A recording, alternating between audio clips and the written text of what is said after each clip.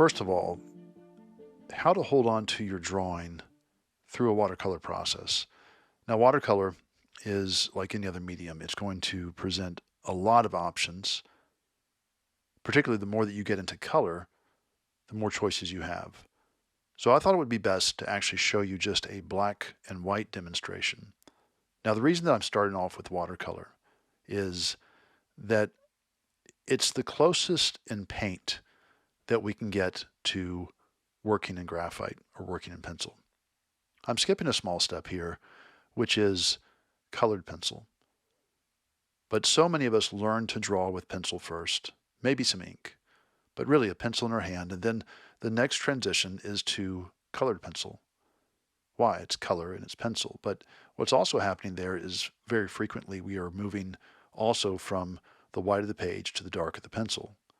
And as we draw with colored pencil, it's also moving from the white of the page to colored pencil. Now, colored pencil has an advantage because it can bring some opacity to it. We all know how much we love the white Prismacolor, right?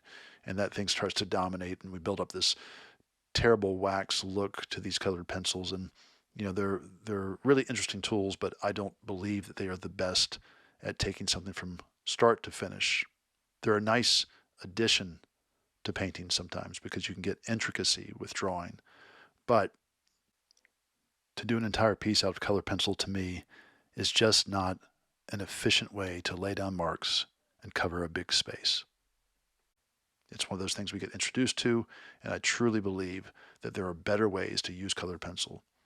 And I'm sure that you could pull up some YouTube videos and say, yeah, but Sterling, here's an amazing artist doing these incredible pieces in colored pencil. And I would say, yeah, those are very tight and those are very rendered. But the thing that drives me crazy about colored pencil is that we never give up control. We are going to will this piece of artwork to do what we want it to do. And I believe that there has to be a type of dialogue with your work. You need to see things that are happening that surprise you and excite you. And when you get into just colored pencil work, it is a monologue. You're trying to tell it what to do. So I'm starting with just one color here. This is Ivory Black from Daler Rowney. It's part of their Aquafine watercolor set. And you can see I'm just kind of eyeballing this at this point. What I want you to understand with watercolor, it is much like screen printing. If you've done screen printing, great. If not, it works like this. You actually start with your lighter colors first. So if you're doing a CMYK process, right, you may start with your yellows first. And then you start to work into your darker values. You can go into your magentas, into your cyan, and ultimately your black. And the reason that you do that is that each step goes down rather opaquely, and those darker values start to mask those lighter values.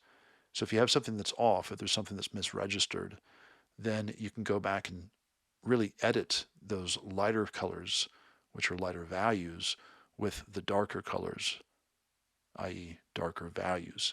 So in watercolor, we can go in rather loose in the beginning because we know that we're going to go back and really start to bring those darker values into it to tighten things up, make them more clear, to bring hard edges versus soft edges. So there's a lot of things in the beginning that are rather loose, right? Loose is organic, loose is in soft edges. So things to play with there. Now here I'm going through it and I'm just playing with gradients. I know that I want the right side of this figure and kind of the bottom edges to be a bit darker.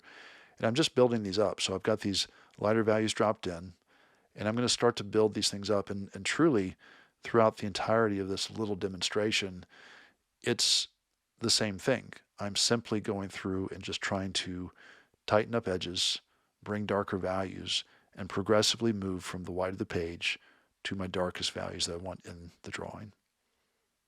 Now I'm keeping this simple. I just was going to do a very simple figurative element. I know this isn't the full composition that I've shown you before in the setup, but this is just kind of an additional thing of if you're not ready to jump into watercolor completely, keep it simple. Just go black and white.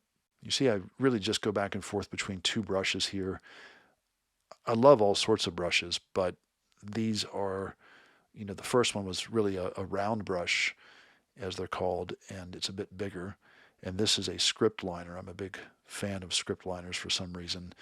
I can get them up on a point, or I can push them on the width of the bristles and get some skipping and some jumping, and that's interesting. But there's something about them that lets me go through and have some precision where I want it and some chaos where I don't.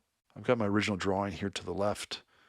I chose this because I like this little drawing. I'm not quite sure what it is about it that I like, but there's something in the energy and the movement and even how free I was with the pencil. So there's some things that are happening there that move away from the rendered into the stylized that I like, and even the shape and the form of the figure where he starts to move and starts to turn.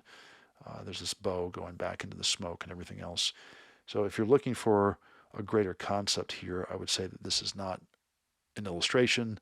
These are elements that I've put together to give a general sense of composition.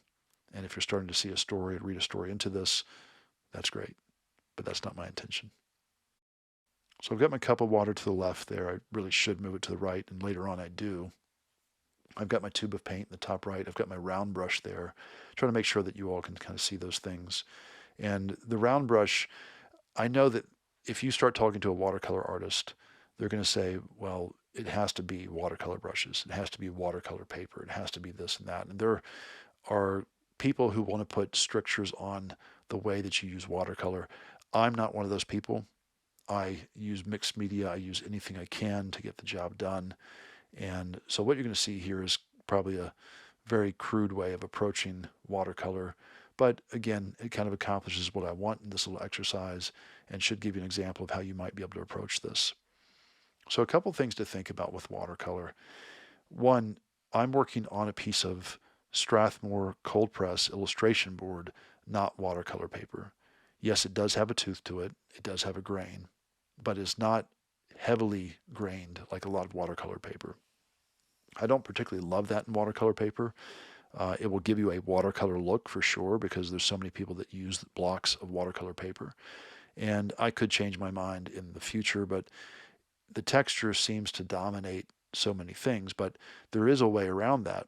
If you get into a place where you work bigger and the texture is pretty aggressive, well, the texture starts to mean less in scale, right? So if the texture is, laid out every third of an inch, where you've got some type of pitted surface, just as an example, if you go up to something quite large, 11 by 17, which would be pretty big for a watercolor, then that 1/3 inch texture means a lot less. And if you go down to something that's 6 inches wide, of course that texture is going to dominate more. So the scale at which you paint plays a large role in how much that texture will show up when you start to share it, to photograph it, print it, whatever you're going to do. So the second thing that I wanted to mention, as I said, I've got Daler Rowney Aquafine watercolor. I have a watercolor, sorry, let me back up, not watercolor. I have an acrylic brush. Both of these are really considered quote-unquote acrylic brushes. And I don't notice a huge difference. I will use different brushes for oils and acrylics and watercolors. And yes, I know you can get to some really nice sable brushes and oils and people swear by them, but maybe I'm just not sophisticated enough to notice the difference in those things to really seek them out. So I'm putting things down, I'm responding to them, and that's kind of how I approach it. So I guess if there's a lesson there, if you trust what I'm saying, that it's kind of like asking a photographer, what's the best camera? And the answer is the one that's on you. What's the best brush? Well, it's what I have. And I have, again, sought these out, so I bought them. But they've done the trick, and I've stuck with them over the years. So these are things that I like. And I've got lots of brushes, so these won't be the only ones that you see. So I'm just going through here, just defining shapes. One thing of note is that I've got this term, really it's a convergence point. And there are places like on the back of this guy's head where it converges with the hood, and the hood drops down, and creates a bit of a corner, and that drops down to the sleeve. All of those edges become very interesting to me. Those are the most interesting places because that is where the darkest value and the lightest value really touch. And that smoke behind him is the thing that's kind of helping to describe his silhouette. If I take that away, then I have to change the entire value structure. But because he has a lighter hood and part of his coat, I've chosen to put that darker value behind him so that the light things feel light. Remember that everything is relative and everything is a comparison. And you'll see this many times in this demo, both the black and white and the color version, where I make something look brighter by putting something darker next to it.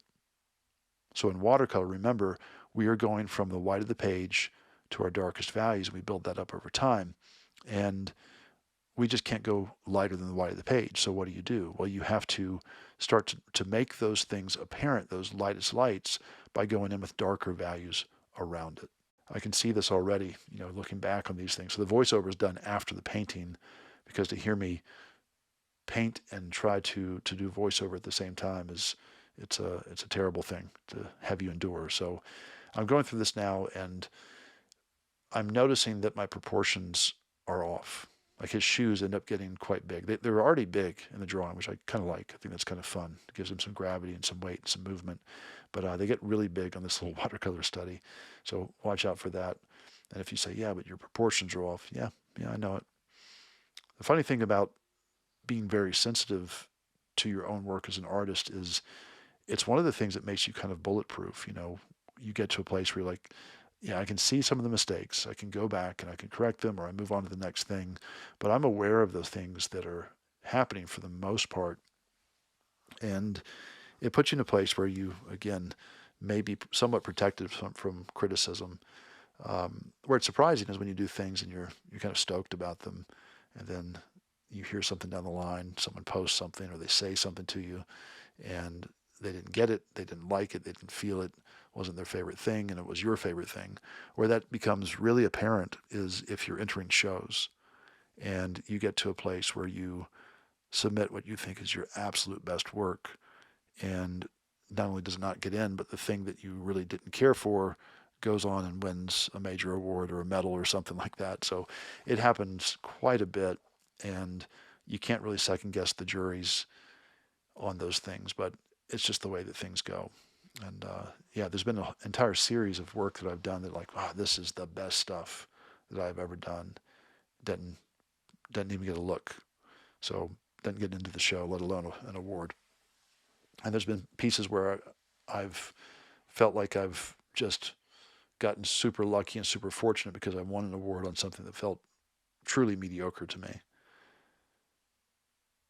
I like to tell students that there are 3 metaphorical piles of artwork that I have made over the years. One is this enormous body of work, sketchbooks and everything else. And those are garbage. They are junk. They are things that I would not want to show to somebody if I had to. And no one knows about those things because I tend not to show them. The second pile, probably about, I don't know, a quarter the size of the pile of failures, maybe less than that, is the metaphorical professional level work. And those are things that most people know, that have been published, they've been printed, they've been shown. I don't tend to share them widely after their initial release, but they get into shows and I get recognition for them and get paid for them. And then there's a third pile. And that third pile is tiny. I mean, it is, compared to that first pile, it is absolutely just minuscule. And those are the pieces that I like. So those are the ones that I hang on to, and when I tend to share things, we share our best work, we share our favorite work.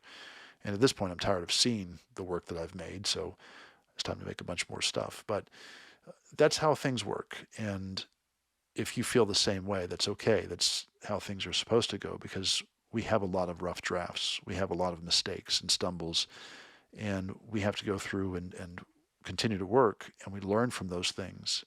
And we get a little bit more efficient each time we do. if that's your goal. So you can see here I'm going through with a little bit of line work with this brush now. The line work becomes so important to me. That's one thing that I do like about my work. I like the way I draw. And that might sound arrogant, but I'm just trying to be direct with you all that I like the way I draw. I've arrived at the way I draw through many, many, many drawings and many years of doing things that some I liked, some I didn't. I held on to the good stuff. I got rid of the bad stuff. And I developed preferences in drawing. And I saw things that other people did, and I leaned into those. And I saw things that I would do, and I got surprised by them. I would held on to those things.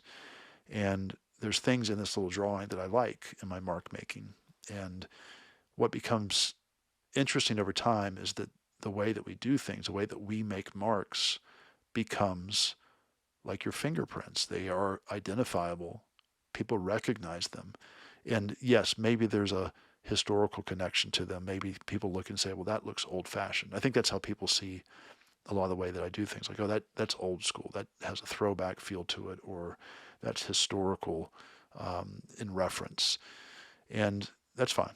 That's part of it. I've certainly tried to push the envelope on ideas and composition and different things, but there is a lot to the way that people learn to draw historically that speaks to me. And if you see that aesthetic coming across in my work, I'm okay with that. I take more steps towards really pushing the envelope in other spaces. And it's not that I don't push for distortion and really stylized drawings and things in that nature that feel very personal to me. But there is a fidelity in the way that I draw that I think is referencing those artists that came before me.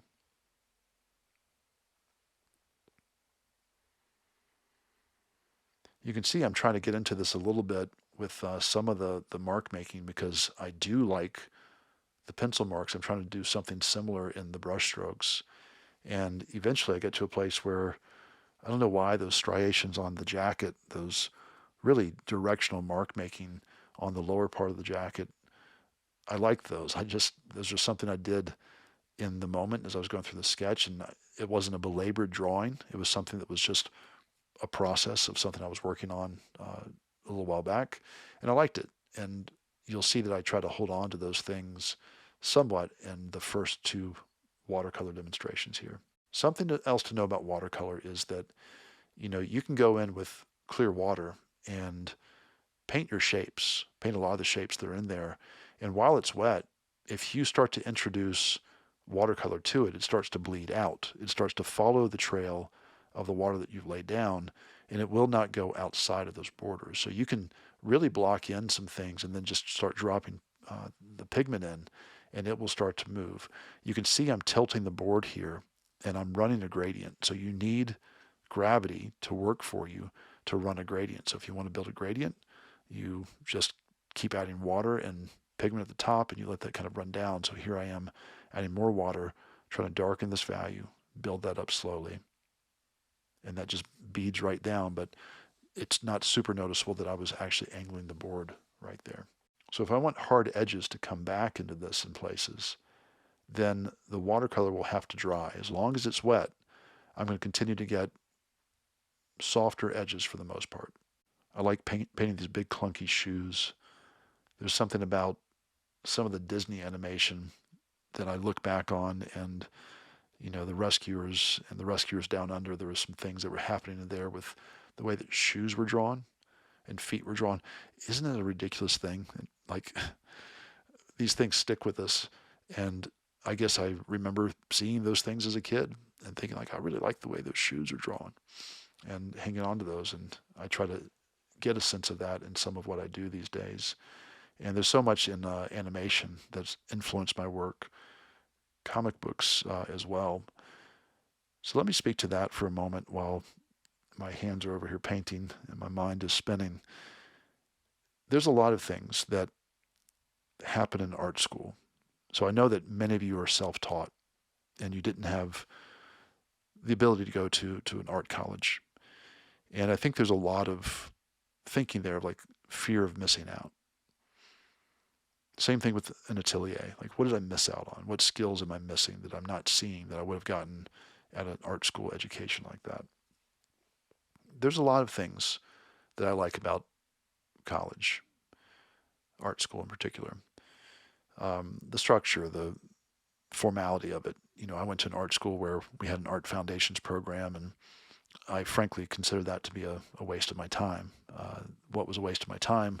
I already had a pretty clear idea of what I wanted to do. At least my sophomore year, I really got clear on it. But I knew that drawing was at the foundation of it, and I was doing a lot of things that weren't related to that. But ultimately, I kind of look back on that and say, well, I was glad to be introduced to sculpture and uh, sewing and crafting and making and building and making things out of aluminum. So all sorts of different things that, affected me. But what was frustrating was I was definitely the most serious student in my class, hands down, no doubt about it. And I worked harder than everybody else. And I guess I took pride in that, and I still do, that I work hard. But to go into a critique and have the teacher go through everybody's work and critique work that, the critiques were longer than the students spent on the work, that was frustrating to me. And I guess I'm guilty of that on the professor side these days, that I'm realizing that those are the pieces that need more feedback. And when you critique, you're not critiquing for that student, you're critiquing for the class. And you almost feel obligated, like, well, if I don't say it and everybody sees it, then I've done a disservice to the class. I don't think that that's true, but that's how it feels. So those of you who are self-taught, thinking about the structure and the formality of everything, there's so much out there that I start to realize for young artists and seasoned artists as well, when they come to me and they show me their portfolios. And one of the first things I ask them to do is like, hey, let me see your sketchbook. And this has happened so many times where someone will show me their sketchbook and it's like, well, why aren't you doing that? That thing that lives in those pages. Why? That's really unique and interesting. Or this little passage right here, or this moment, or this little 2 inch by 2 inch square. Why are you not doing more of that? It's like, oh, that, I've always done things like that. Well, if you've always done things like that, why have you always done things like that? Right? And the vocabulary is usually not there, but the reason they do things like that, and they continue to do things like that, is because they've developed preferences. And those are the things that they like to do, and they've held on to it. So there's things right beneath your nose that you do that you don't recognize as novel or distinct or particularly good because you've grown up with them. You've seen them your entire life. And it does help to get an outside perspective sometimes from a professional who says, that's kind of really interesting and wild stuff. The other thing that happens is, well, let me back up. The one thing I heard the other day that I really liked is that a fish doesn't know that it's wet.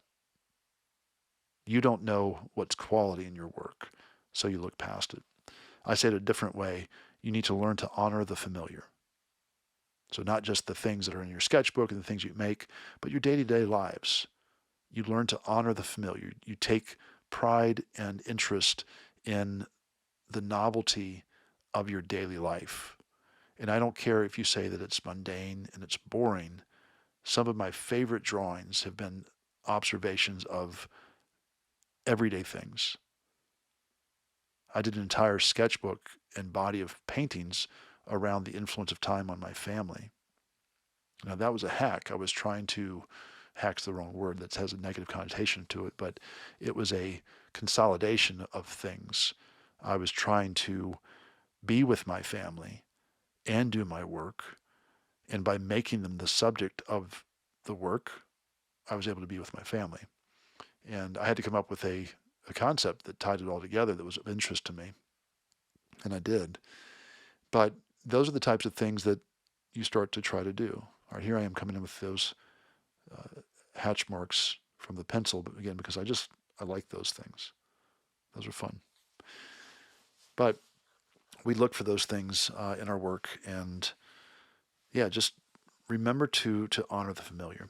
So the other point that I was trying to make is that when you go to art school, there is sometimes explicit, sometimes more nuanced statements like, well, that's not real art. The things that you love, the things that got you excited and brought you to art school, that's not real art. So I grew up on comics, loved them, and really got pushed away from them. That's not real art. They're comics. They're superheroes. I still love superheroes. I still love them. They're interesting to me. They're fun. They're hardwired into who I am. All that matters is that you can find your way to things that are exciting for you. And you are here because you found something that was particularly compelling to you. And others are going to be into animation and street art and graffiti and old French films and crayon drawings. And all of that stuff is valid. So don't let anybody tell you that the things that get you excited about work are not valid. When I say authentic, just make sure that you're pushing towards something that we don't take too much from them, right?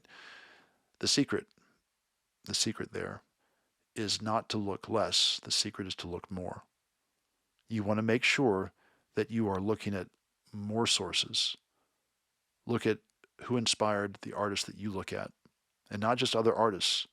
Read about art. Discover theories behind art. Listen to music. Watch films. Play video games. All of it is valid. And what was once old will be new again. What's new will be old.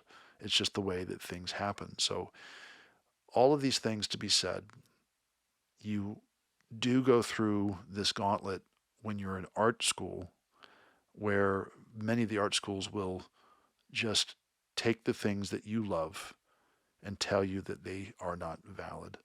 And if you can trust me in anything, those are the very things sometimes that you lean into and say, you know what?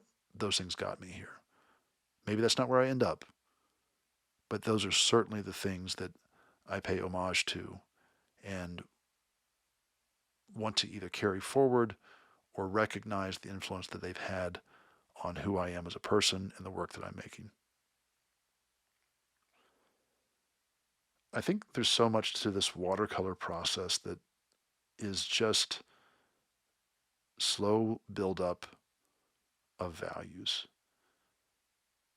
And I'm watching it back. I hope that there's some value to this to you as I'm kind of going through this, but there's no real tricks to it to me. It's like the watercolor sets up a little bit, you get it wet, you put on these thin veils of value as you start to build this up in this place. You look for hard edges and soft edges. Again, I've got my drawing kind of set up here. Maybe that's the cheat that I have on this one, is that I have a pretty well established value drawing that I'm working with. And if I was working more directly with watercolor from life, yes, I'd be taking visual cues from the landscape or the figure or whatever I was looking at, but I'd have a little bit more willingness to kind of leave the drawing and do something different and respond to things and have that dialogue. So that is one disservice that having a tighter drawing next to me is kind of doing, but it is what it is. It's I don't think that the end result was uninteresting. There's a natural thing that happens for me when I'm working with reference.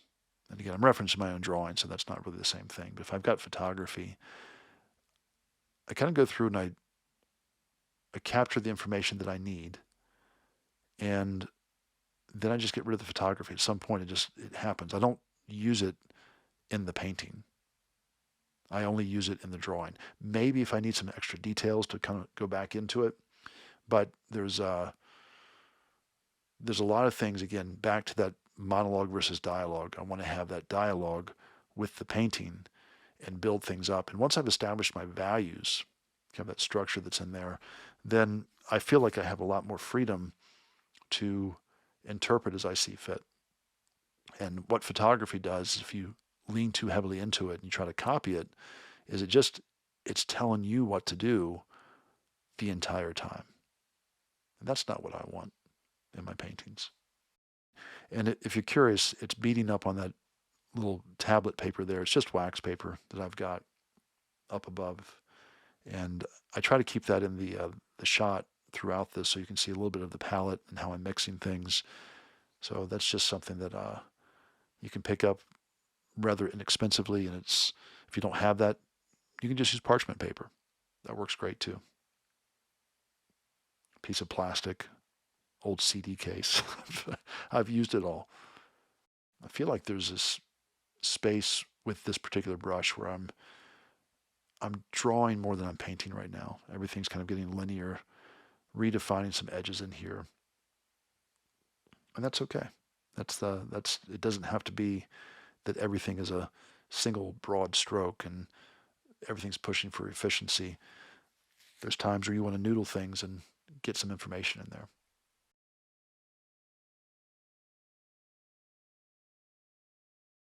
You can see I get tedious here, and I'm going over the stroke multiple times.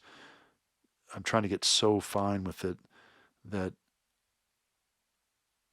I just put down a single stroke here, but sometimes it takes some guesswork to kind of get that brush down the board to have that tedium, if that's what you're after. I am trying to make sure that in his hair and his hood up here, that I let some of these values group together. So we've spoken about high key and low key. So there's some high key things that are starting to happen in the coat and the hood and bleeding out into some of the edges there.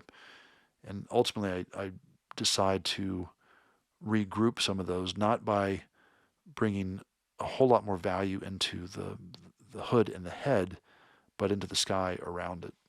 Who knows, maybe I could have stopped sooner than I did.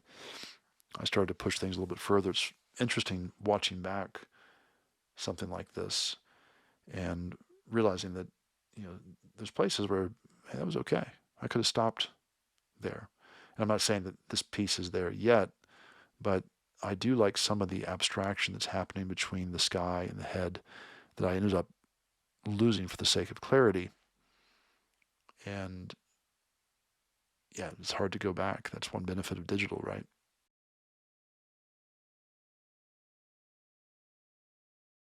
This is where that all begins. I start thinking about the sky value. It's like, well, if I want the smoke to have some highlights on that top side, I'm going to have to go darker than the area around it.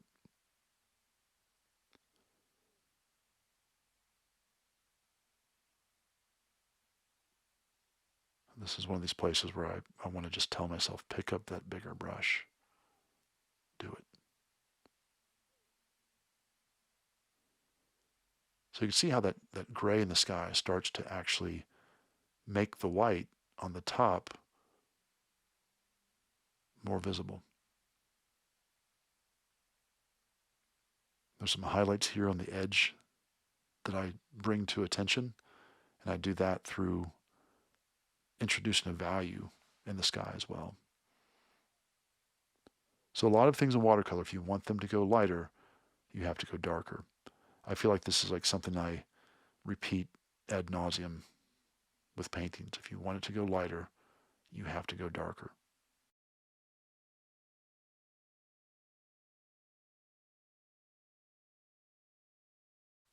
There I'm using the side of that bristle brush to push out to a wider space.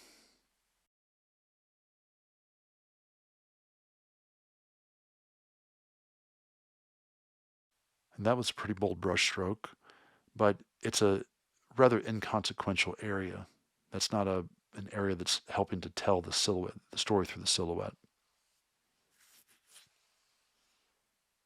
So I thought I might just soften an edge and let some more smoke come through.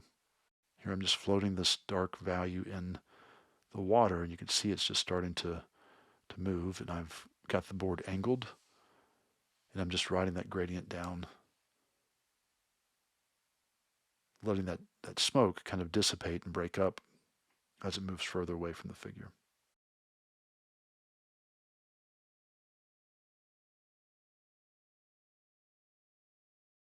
I'm looking at this little sketch on my screen now as I'm talking to you, and there's some notes of, you know, shapes being cartooned and outlined that remind me of a lot of the cooler anime that I've seen.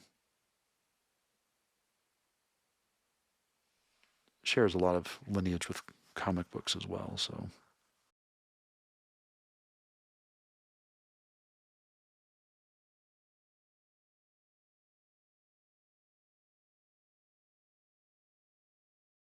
Again, just reestablishing these shapes up here. This geometry is something that I like. I do it quite a bit where I'll have the curvature of his sleeve and the smoke and his legs, and then as a counterpoint, I'll bring geometric elements on the reverse side, like hard edges, sharp shapes. Always trying to build that tension and drama, one thing versus another. You can see how that white comes forward on that highlight there. That again is happening because I'm building this darker value up, and there is a tone on the other side that makes the white portion much more clear.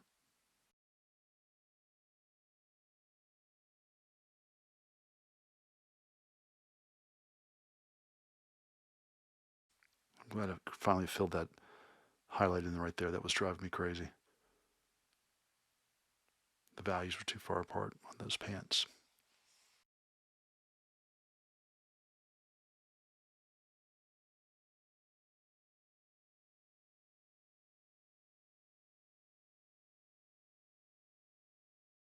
I decided that some of these striations were feeling a little bit like rain to me.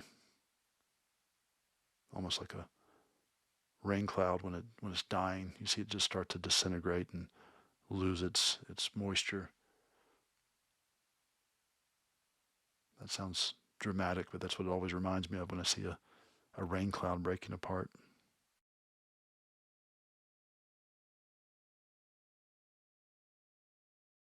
Even though this is just a figure, I still can't help myself. I've got to try to make it into a composition. I've talked to you all about activating and deactivating space, and that little element in front of the figure, just giving it a horizon line, some atmosphere. Those things became interesting to me.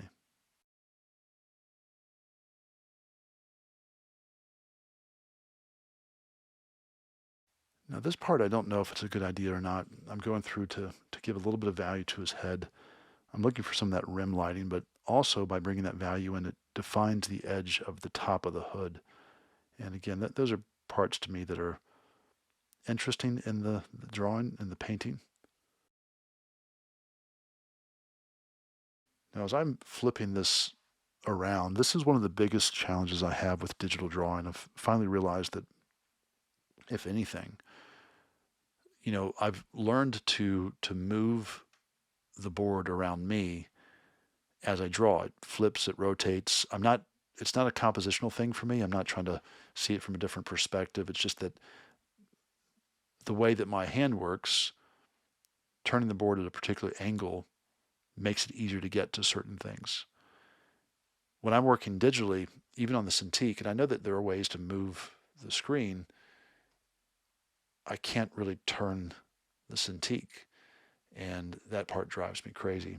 So I end up turning my body around the Cintiq versus here, the paper around my hand. iPad's a little bit different. iPad is the closest I've gotten to being able to actually use the tool in a way that's similar to traditional. So that was the entirety of that piece, and had a good time doing it. So again, just a value-based watercolor piece gives you a true understanding of the material and how you might use it.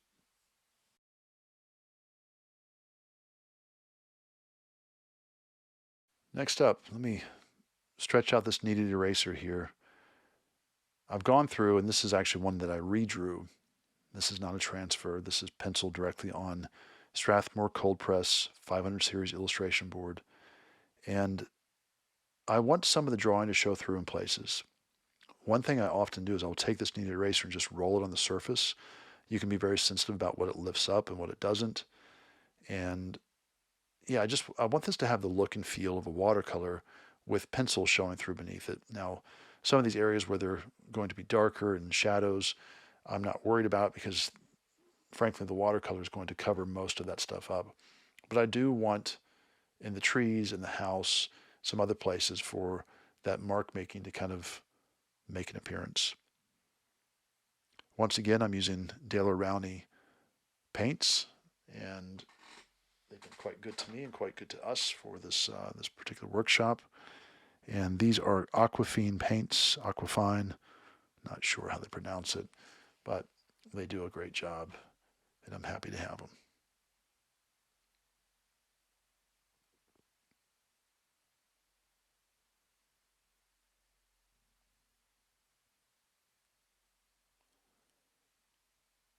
Yep, let's just drop that paint tube right on the painting. That's a great way to start. So just a few colors in here, and I've got a Naples yellow and a yellow ochre. This is not a set palette. These are colors that I have, and I went through and chose some that, so I have some greens and some blues, some reds, some purples, some browns. And, I bought these colors because they are appealing to me and not with anything particular in mind. That's a sap green, a really pretty green if you're looking for a good green, sap green. Got a couple of blues in here. This is a burnt umber and a raw umber. I guess that's raw umber there, and this is burnt umber. So if you don't know the difference, you'll see it as the pigment starts to come forward. I actually start with that burnt umber more than anything, and it's got a lot of red in it. And the raw umber is much more neutral. It's darker typically, and those are just two different types of browns that you can play with. So cobalt and cerulean blues, a little ivory black on here too. And then I think I get a bit of cadmium red in here as well.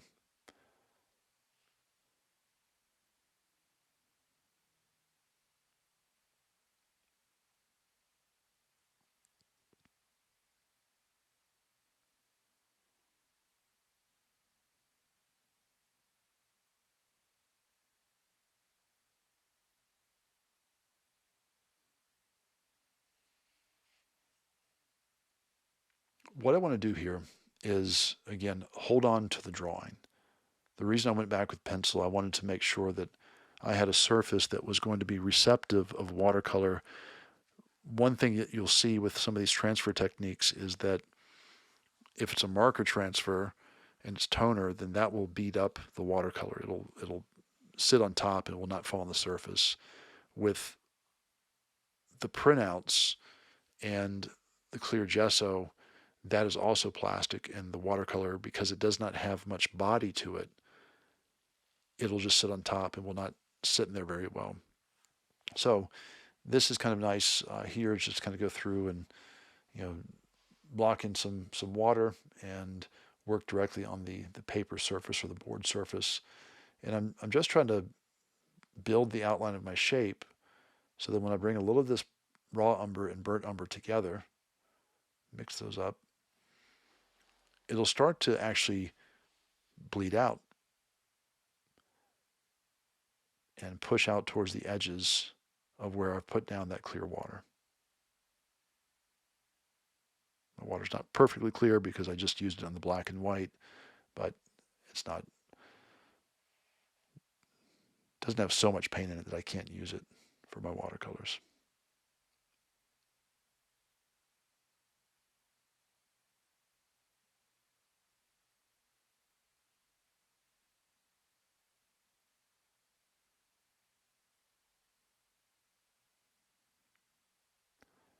As your brushes get wet and they get beat up and sometimes kind of gnarly, they still present edges on them, and you're always looking for that bristle edge to kind of put down, and that hard edge, that line where you can find it.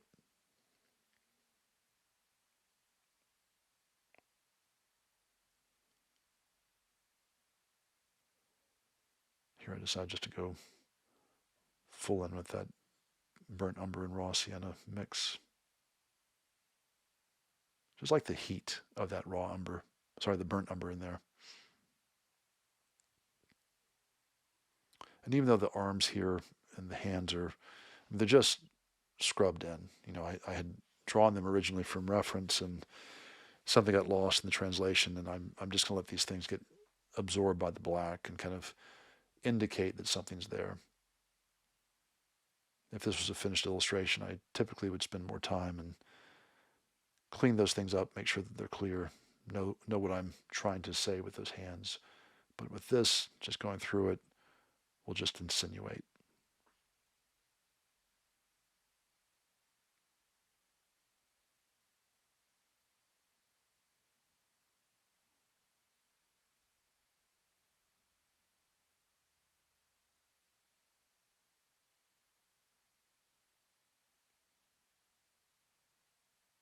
I'm a big fan of reds. I always want to put more red into things. You can even see it in my branding with Ideacraft and everything I'm doing with Think Louder. It's red, it's white. I don't know why. I like those colors, and I always want to put more in them. So when I see these oranges and these reds, I think they're beautiful colors. And we develop preferences, right, in our palette, in our drawing, and everything else. That our colors that we use are no different. We start finding things that we like.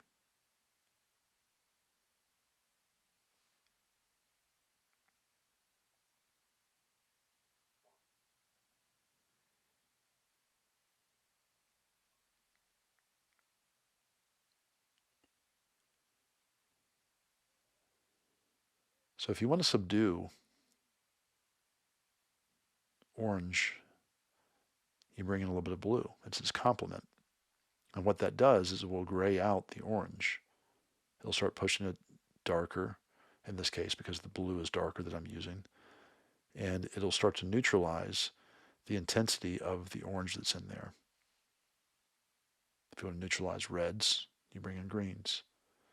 So you can keep pushing that across the complementary color spectrum. And that's one way that I mute intensity and still keep things fairly colorful. So I'm not just pushing them darker with ivory black, which will make them muddy. I go to its complement and push those saturation, those hues back with a color's complement.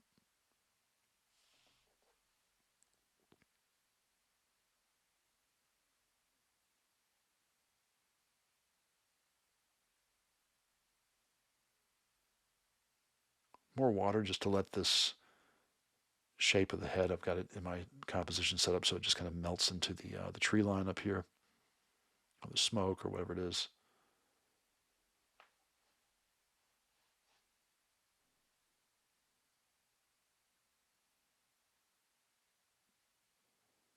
I keep touching on this sap green. Again, just a really nice green.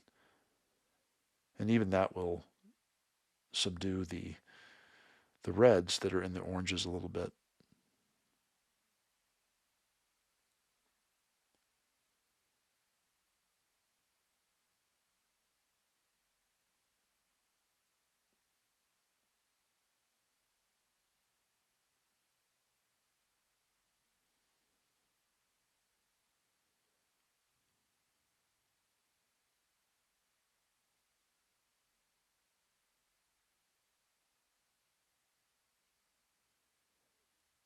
You can see I'm being a little bit careful around the things that I want to stay fairly light.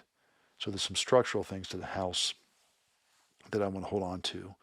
And the challenge that you have with watercolors, like once the white is gone, especially on watercolor paper, it's hard to get back to those things because it's kind of a no-no in the world of watercolor to use opaque medium to go back. Again, I don't subscribe to those rules, but here I am just trying to make sure that we are seeing as we work from the white of the page and we go darker and darker, that you're holding on to those lights, those highlights, and letting that white of the page serve as the light within the painting.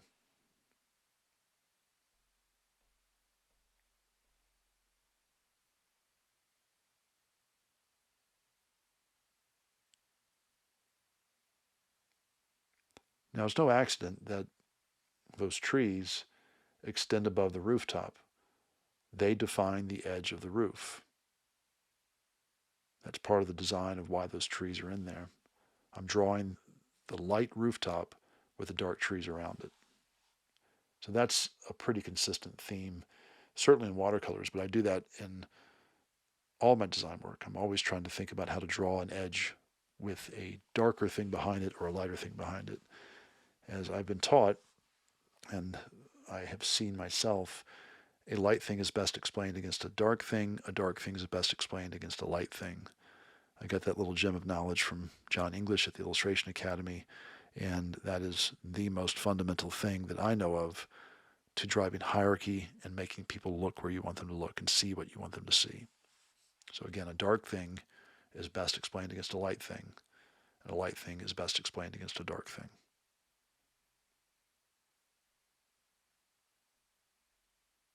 Get that spilled paint working in there, that yellow ochre.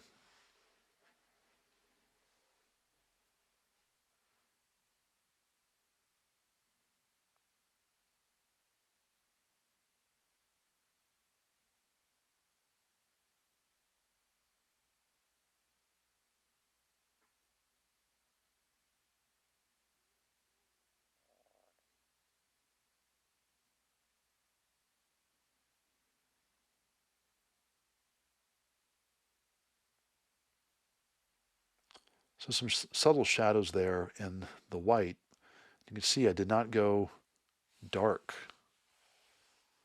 A white object is going to have very light values in its shadows. It's all relative.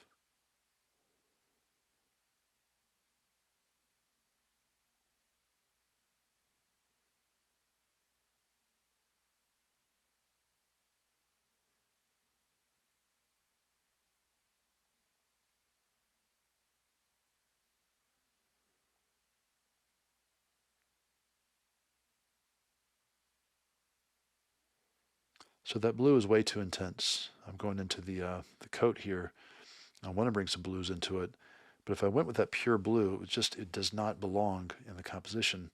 So you can see I've gone into this and mixed it with some of that burnt sienna. And it grays the blue way down. Almost has a green value to it here.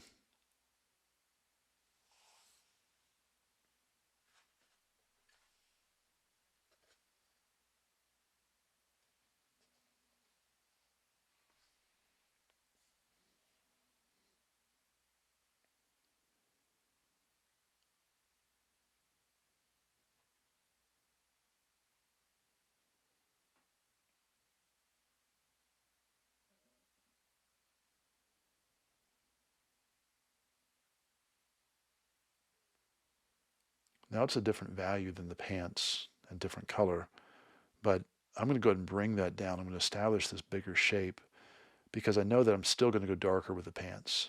So whereas it might be the correct value, it's going to go darker on the jacket too, but the pants are definitely going to go darker. I know that I want them to be dark pants compared to the value in the jacket. And you'll see I take a value like that and I work it around. Nothing ever lives in isolation. I never put down a color and just let it live in one spot. I jump around the composition. Yes, this is partially due to ADHD, but I think it's also best practice when it comes to painting because you want to make sure that you are touching all sides of all sides of the composition of the canvas as you're going through something. So you're going from the general to the specific, big shapes to small shapes, and by bringing your color in all around, it harmonizes the palette throughout.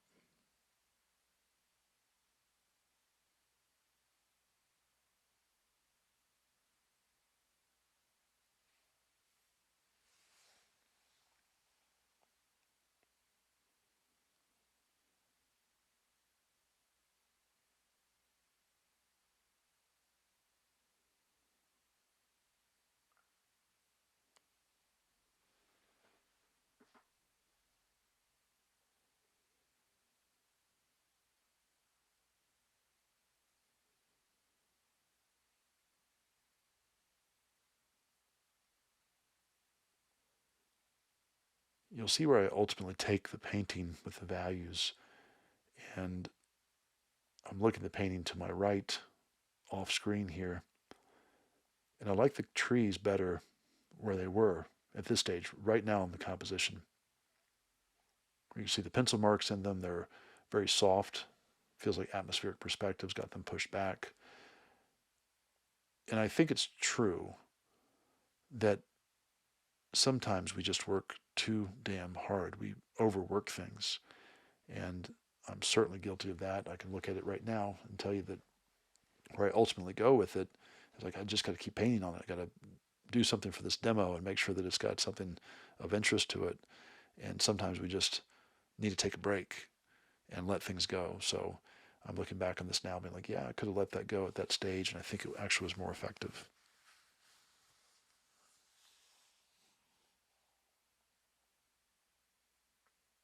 So a little bit in the smoke. I'm going to bring that in as my shadow value for my folds here in the pants.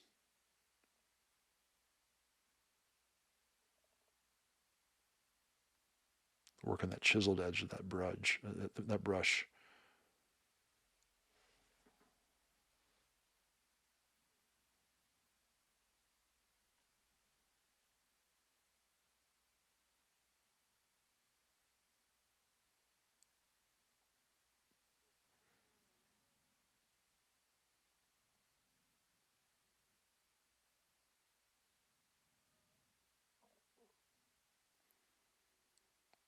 And I do know that this figure, I want their head to be in shadow. There's a really interesting cast shadow on their head, and then down on their shoulders, the light's hitting.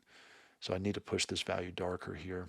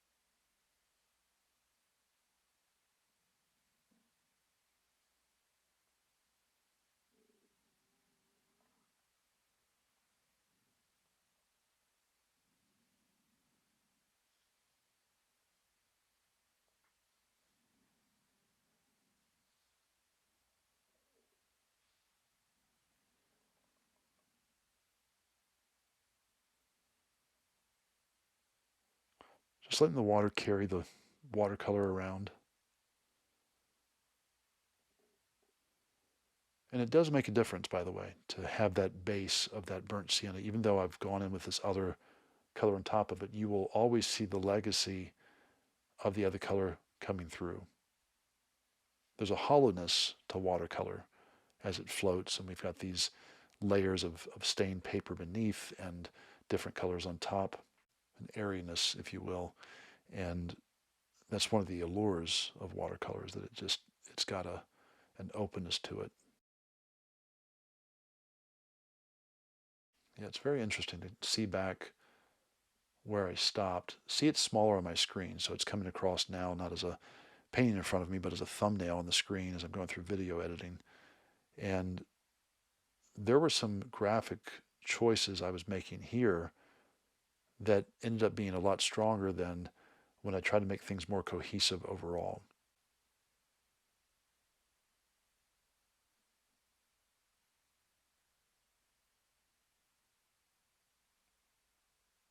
The colors shifted, they became less intense.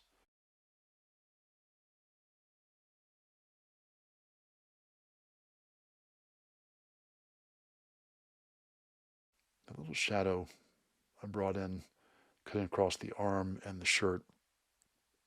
I like things like that. I like carrying across and losing edges. And I don't think that translated to the final, but those are fun little passages to have in a painting. I love this idea of negative space entering into the figures. I know I've mentioned it before, but I come back to these little treats that I have in my discovery during the process. Just the negative space playing into the positive space.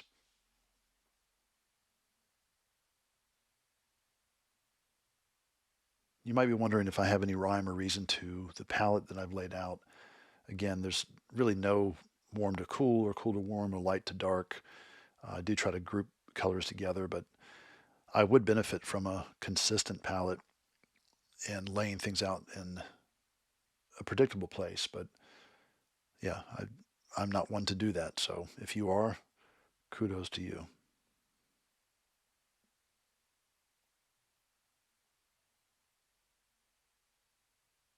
Sometimes just a dirty brush is all the color that you need.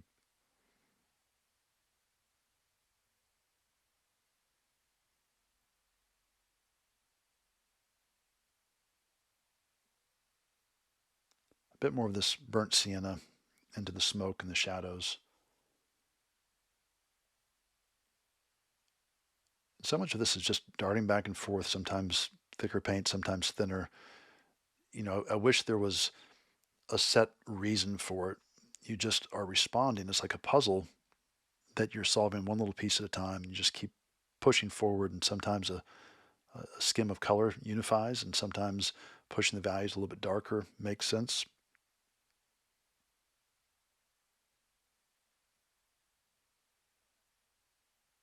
You can see some of these places I'm just like, I'm not quite sure what to do next. Like, well, I guess it could be done, but let's keep pushing. Let's see where it goes. That is one thing that I think you'll discover as you narrow in on a medium that you choose. So I'm giving you a smattering of different materials over this week. And it's one of those things that I think if you really drill down on a certain thing for a period of time instead of darting all over the place, then you'll start to develop preferences within that tool, and you can go deep versus wide. You've heard me say that before too. So just getting familiar with something, seeing what it can do and what it can't do is really helpful. I had a buddy of mine who decided that for a year, all he was going to draw with was a Pigma pen, one of those little black fine line pens. And he started doing some remarkable things with it. Obviously, he got better at drawing, but better at communication, thinking about how to mix it in with other types of surfaces and materials. I guess he didn't exclusively use Pigma if that's the case, but some watercolors and some other things, but it was his primary medium. And a big part of it was he said, I travel. He's a rock climber. He's on the top of mountains. He can't carry a whole art kit with him. So having a single pen or a series of pens is manageable. So what's manageable for you? Are you on the road? Do you travel a lot? Do you work from your tablet? Obviously, digital tools give you a whole array of different things, but even within digital, forcing yourself to work within limitations is huge. You start to understand what the tools can and can't do. You can see I'm going in here. This is harder to do on watercolor paper, but because there's a little bit more resist and the surface is just a little bit less porous than watercolor paper, you can see I can re-wet the paper and go back with a paper towel and blot out some lights. It's a nice option to have if you put down something you don't like or that you just want to kind of push and pull your values a little bit more.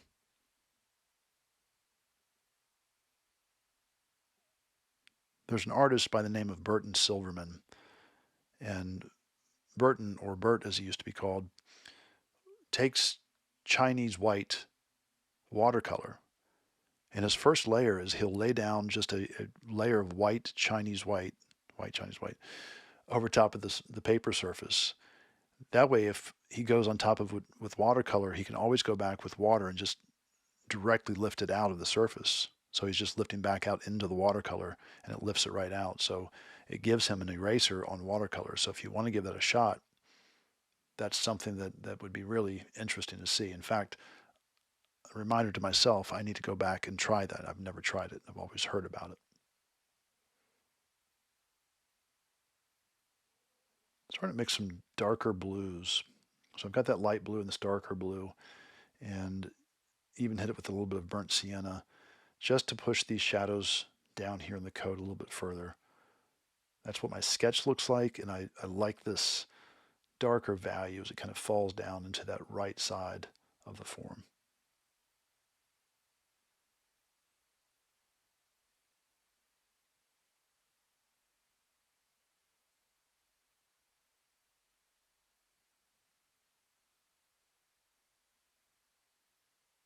A few of the wrinkles and folds just insinuated a little bit.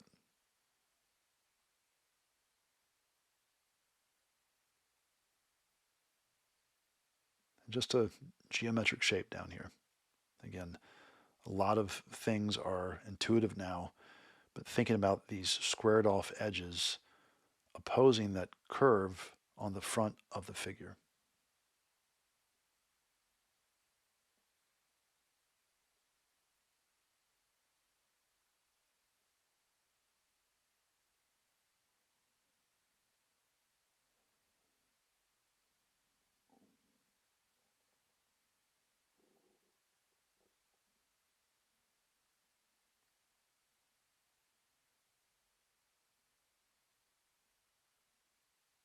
Deepen this back arm again. That was important also to the design of the figure as I was laying them out.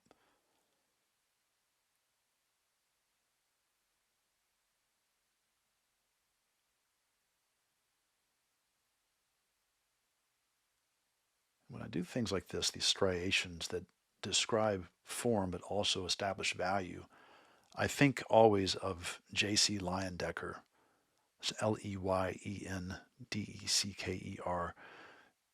J.C. Leyendecker is one of my all-time favorite illustrators.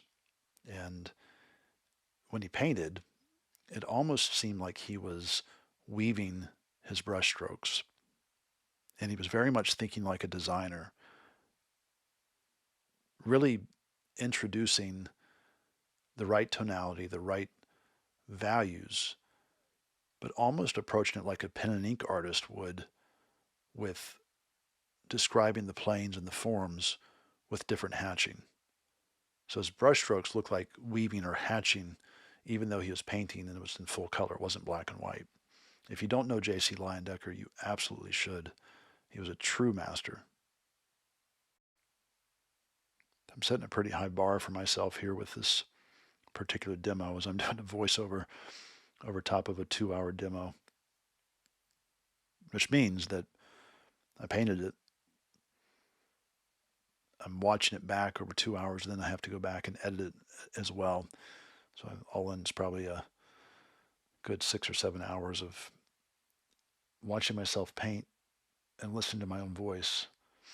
It's enough to drive me crazy.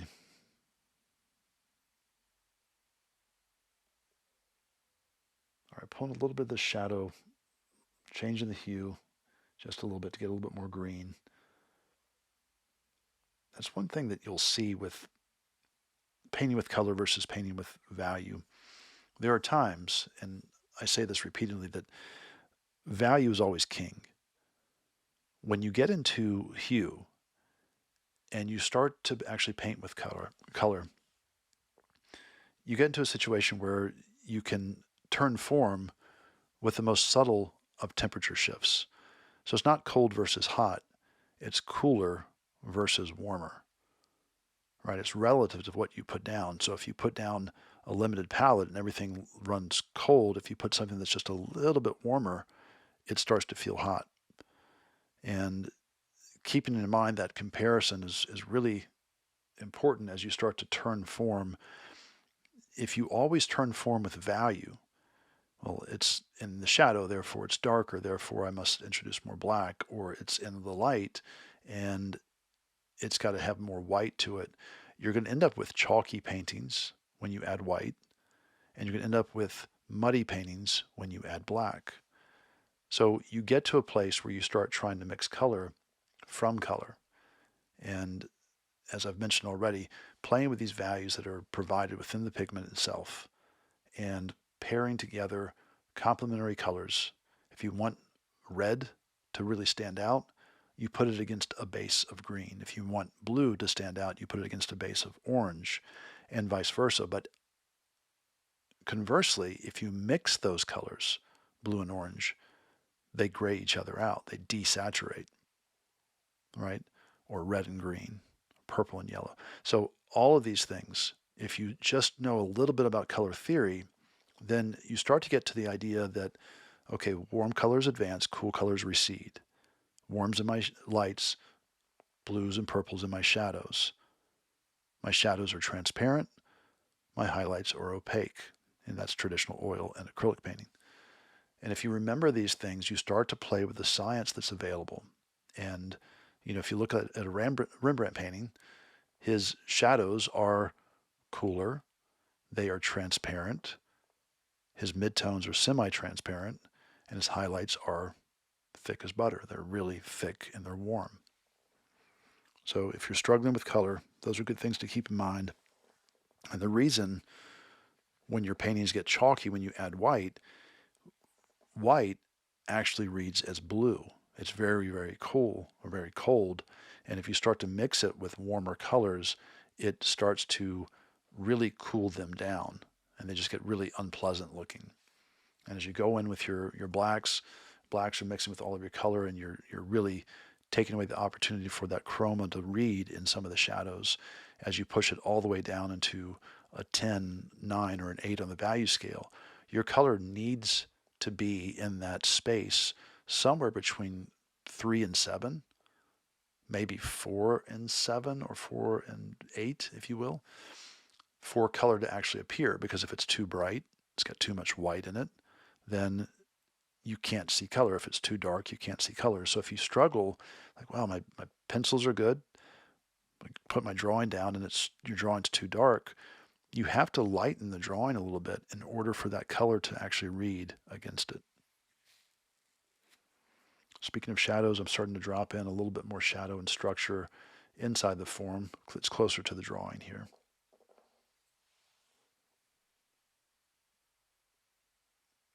Changes the hierarchy. That hard line of shadow against that white starts to become very important.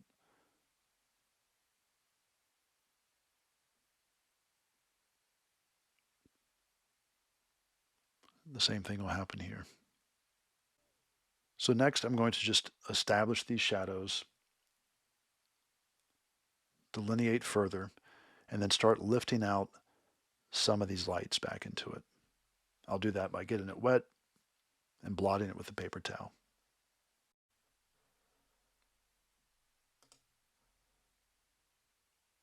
As I mentioned, you can't put color one place and not do it somewhere else, so bringing some of this burnt sienna over into the smoke just to carry it across the composition.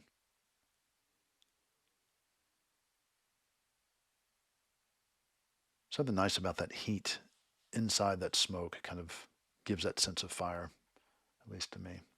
Let's deepen up these values here on the outer edge.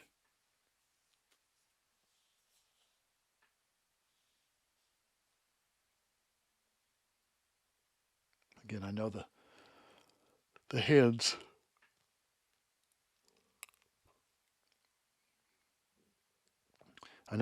need some affection here, but I'm just going to let them fall into my shadows. Just infer a few highlights. Take some effort to go back and track down the reference and find the right hand gesture that's going on here. For the sake of a demo, I think it's good enough.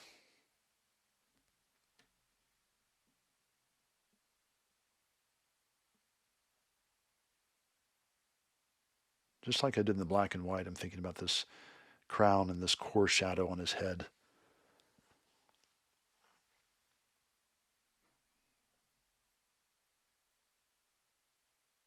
Keep pushing that value, those darker values, right there at the lightest light and the darkest dark.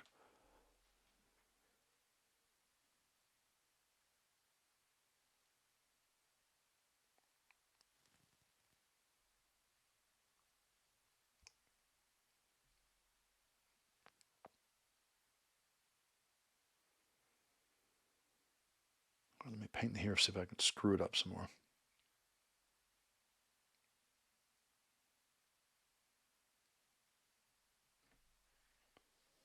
I did like these folds in the jacket. I want to at least infer them.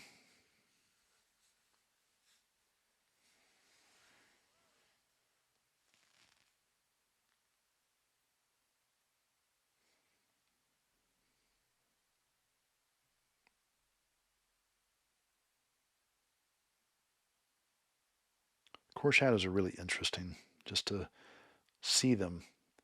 Once you see them, that hollow feeling that you get where it's got a severe light on one side and then a bounce light or a fill light on the other, and then right there at that cusp as it's turning some spherical form, you'll get this really deep shadow. It doesn't happen just on spheres, it happens on cylinders too, but you have to have a gradient for it to happen, a turning form, not something that's hard-edged in order to see it, but they're really interesting. Just like rim lighting, you can overdo core shadows too. One of those cool little tricks that you learn. It's like, yeah, you don't use it everywhere.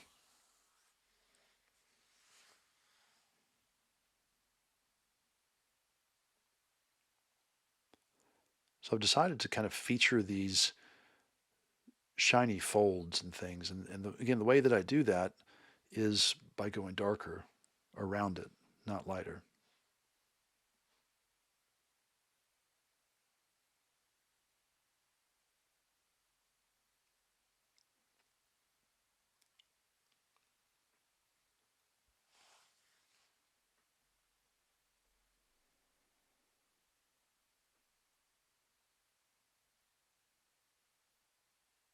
Get that red on the ear. Always try to make these ears look like they've got light coming through them.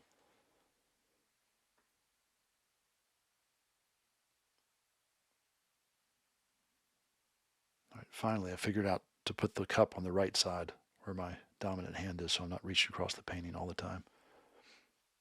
Brilliant.